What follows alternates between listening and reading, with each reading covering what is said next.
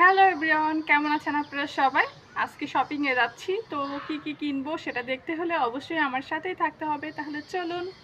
মেয়েরা যতই অসুস্থ হোক, মন খারাপ হোক, ইভেন বরের সাথে ঝগড়া হোক, সবকিছুই ভালো হয়ে যাবে যদি মেয়েদেরকে শপিং করে দেওয়া হয়। শপিং করার কথা শুনলে প্রত্যেকটা মেয়ের মুখে যেন হাসি ফুটে ওঠে, কারণ আমরা মেয়েরা তো স্বভাবগতভাবে শপিং করতে ভীষণ পছন্দ করি।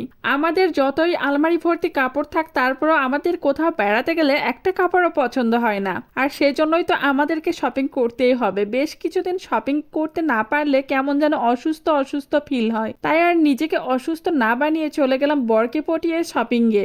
এই জ্যামের ভিতরে পড়ে মনটা শুধু আকুপাকু করছে, কখন জ্যামটা ছাড়বে আর শপিংয়ে গিয়ে আমি শপিং করতে পারবো।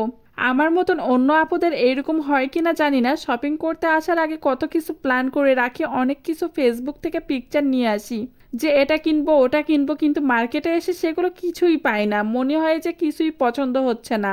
অথচ মার্কেট থেকে বেরিয়ে রাস্তায় আসতেই দেখবেন যে আপুগুলো যেটাই পড়ুক না কেন সেটাই যেন খুব ভালো লাগে, অনেক বেশি পছন্দ হয়। যাই হোক, অনেক অপেক্ষার পর জ্যাম ঠেলে ফেরিয়ে চলে আসলাম নিউ মার্কেটের গেটে।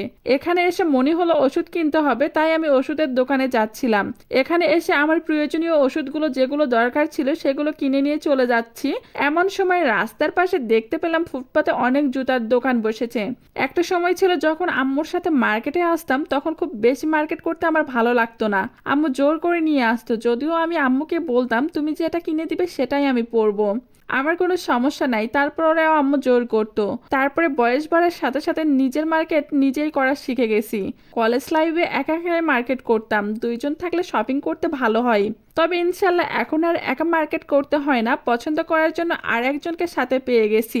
বলতে গেলে এরকম পার্টনার কখনোই পাইনি, যে কোনো কিছু কিনতে গেলে সেই আগে বলে দেয় যে কোনটা পছন্দ হচ্ছে, কোনটা ভালো লাগবে, কোনটা ভালো লাগবে না, এভরিথিং।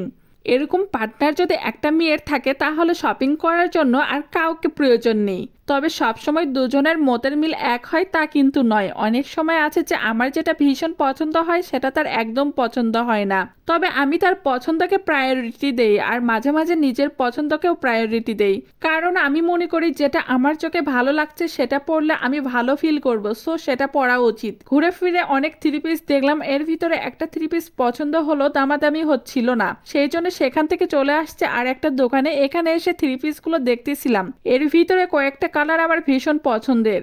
মেয়েরা শপিং এ গেলে সারাদিন লাগে, অনেক দেখার পর এই থ্রি পিসটা আমার ভীষণ পছন্দ হয়েছে, সেই জন্য গায়ে ধরে দেখছিলাম যে কেমন লাগে আমাকে। তো মাশাআল্লাহ অনেক ভালো লাগছিল, সেই জন্য নিয়ে নিলাম। এখান থেকে থ্রি পিস কিনে এরপরে চলে আসছি গস কাপড়ের দোকানে। এখানে এক কালারের কয়েক গস কাপড় নেওয়ার প্রয়োজন ছিল, সেগুলো নিয়ে নিলাম। এই দোকান থেকে আমি অনেক আগে থেকেই শপিং করি, কলেজ লাইফ থেকে। এখানে যদি কোনো গস কাপড়ের প্রয়োজন হয় তখন এখানে চলে আসি। এখানে কাপড় কেনা হয়েছে, এখন অন্য দোকানে চলে যাব।